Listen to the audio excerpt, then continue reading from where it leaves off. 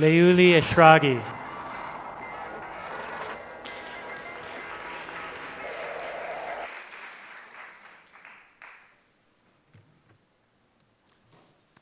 خیلی ممنون آقا سایرا.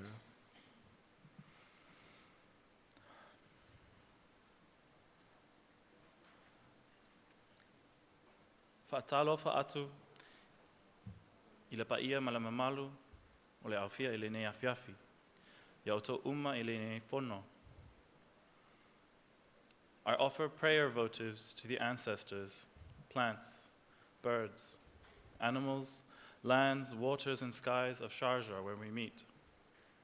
I come from the Samoan archipelago in the middle of the great ocean, from the Pars Plateau across the Gulf, and other ancestries. I work as an artist, curator, and researcher, processing embodied shame, the potential for softening in the worlds I move within. My performance and ceremonial practice is anchored in considering queer indigenous ways of being, organizing, loving, world-making, and caring that may predate and post-date Euro-American norms and knowledges. My main driving question presently is where our sensual languages and relational ways of being may take us. To which futures do indigenous ceremonial political practices take us? Which movements are necessary and more than just salvatory in the colonial capitalist present? Ai ofea e ala mai ai so tātou whaalumaina. Wai ea na te tau whaatau wa'aina I tātou? Where did our shame come from? Who has belittled us so? For the last 3 years, I have been in uncontrollable grief and mourning for all that lies dormant in us. Samoan people, indigenous peoples, marginalized, displaced peoples, for all that we do not currently remember how to make, live by, understand, and transmit within and across to other communities.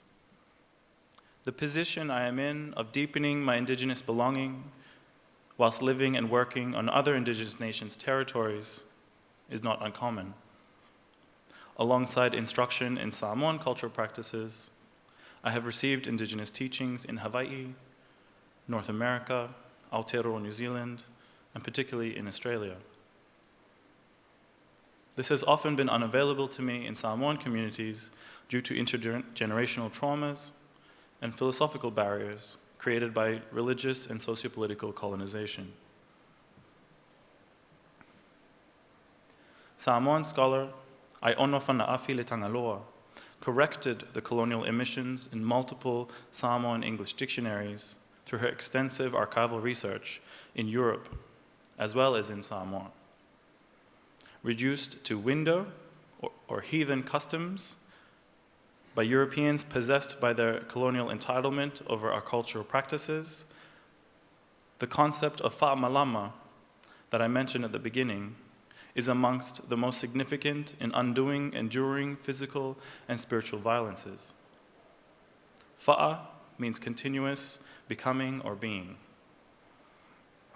Malama signifies sunlight, light, knowledge, understanding, consciousness, illumination, enlightenment, the act of seeing, and points to the moon in older references in the Samoan language. These images include places dear to me, one of my grandmother, an artist outside the gallery system, and places where I come from, visit with, and grow through.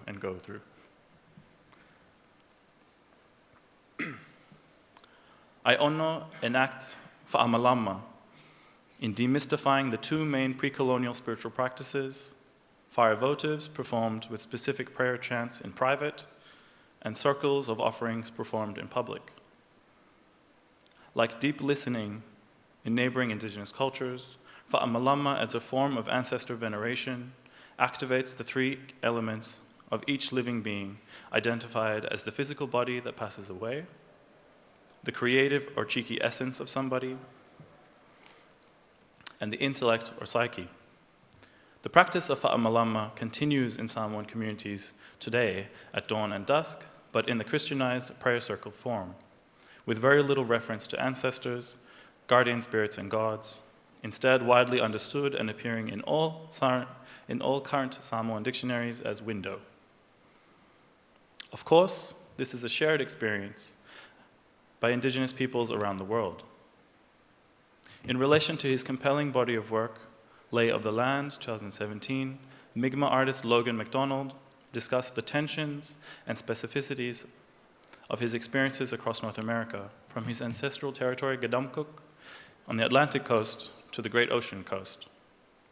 He positions relationships as pivotal to the unfolding, measuring out, expanding experiences of indigenous belonging and becoming, with associated complexities in diaspora or displacement, whether these are geographic or generational.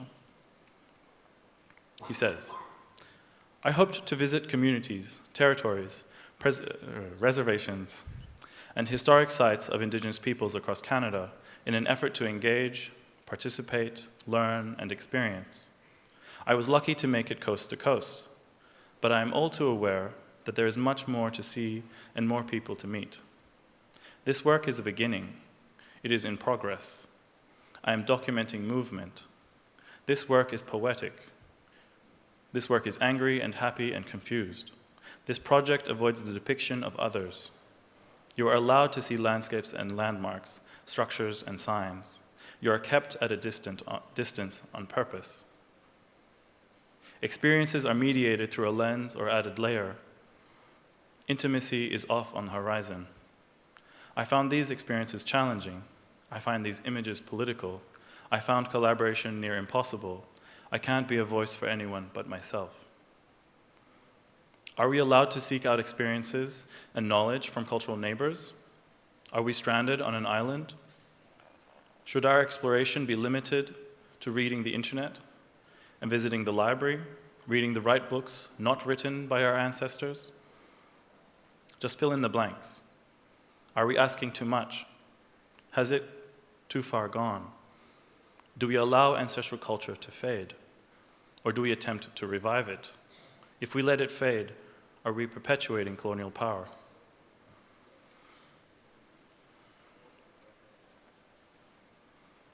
These questions and statements resonate so profoundly with my experiences and those of many other indigenous makers and organizers. Healing, mourning, building, connecting, harking back to our futures. It is Western knowledge systems based on perceptions of extenuated deficit and accumulation of goods to the detriment of others that bring us to the climate catastrophes and protracted dysfunctional social indicators of most indigenous and many non-European peoples in the world today. It is not the critical abundance and sufficiency of fair share in ungendered kinship of indigenous knowledge systems that brought this world about, but these are the methods with which we will rebuild anew, make and keep hope, and go beyond such Eurocentric, ungenerous doomsday perceptions as the Anthropocene and other on-trend constructs of spiritually voided Western knowledge systems. Who are our teachers? What are our ancestral land, water, and kinship-based practices that will take us into futures that are not colonized by despair and destruction? Colonial entitlement and fragility continue to negatively impact indigenous resurgence and revival within and beyond territories and bodies. The structural problems of translation, what translation is or can be, and how we cumulatively undo the knowledge violenced out of our minds and hearts by colonial systems, bringing back our intellectual histories and caring in our relationships, are urgent reminders that things are often not what they seem to our eyes, minds, hearts, and hearths, wherever we are. In responding to Logan's work, Penalukut and Saatudene artist Camille Usher continues the questioning of intention, the making and holding of space, romanticized conceptions of home and return, and the affective labor of revival that we embody and carry on. I quote, I think that indigeneity means so much to so many different indigenous folks, and it can never exist as one thing. But to embrace one's individual indigeneity, takes consistent intention, care, and work. Perhaps the most important component here, as we build our own indigeneities, is the intentional accountability we must practice in caring for our fellow indigenous peoples, communities, and lands. I also think that a lot of indigenous folks have a lot of questions like I do about who we are and what our identities are, especially learning about indigeneity on land that is not where we are from, but learning on someone else's land. What I want to ask you is, where are the places you have made into your home? How have you created these spaces? Can you learn about who you are away from perceived notions of home? How do we form ourselves and our homes on someone else's land?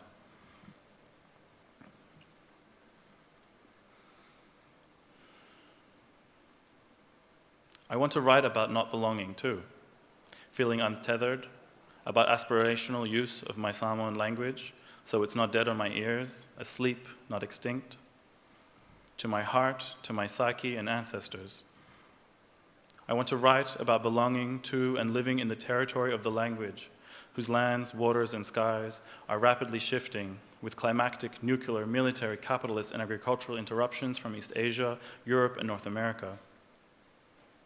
Bodies that are moved elsewhere, displaced, still matter. I want to innovate my language with critical and poetic publications, even though I can't yet assuredly express myself, my genealogy, or work in ancestral tones and cadences. Like Logan, we walk and visit as many shores, fields, valleys, and mountains of archipelagos in the great ocean as possible, bringing the learning that only place brings. We walk and honor anew the place of veneration of ancestral god Fe'e, somewhere in the mountains near my family's territories. In the vast archives accumulated by Euro-American collectors of our cultural practices, in the endless documentations of indigenous land and life, there are the absences of ungendered kinship, waiting for later generations to recover ancestral belongings and remains, to return, to activate, to make living again.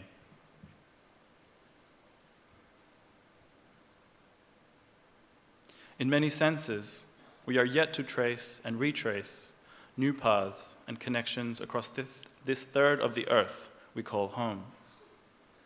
Thousands of peoples maintain sensual, agricultural, ceremonial, political, and speculative practices in every part of this expansive great ocean and far beyond through multiple intersecting diasporas. The many sensual, marked, and spoken languages being brought back from dormancy and infused with new fields of meaning take us shore to shore, mountain to mountain, field to field, stream to stream.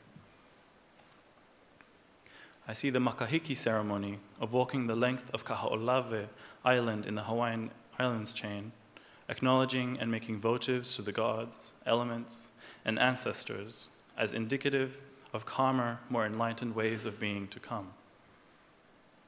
Like Logan, I am drawn to difficult concerns and negotiations of sovereign action, realized through walking across North America and in connecting with kin animals, plants, fish, and birds that still connect islands at apparently distant ends of the great ocean, like the mushroom that relates Karukinka, the Selknam name for their territory, also known by its colonial name, Tierra del Fuego, and Lutruwita, the Palawakani name for their territory, also known by its colonial name, Tasmania.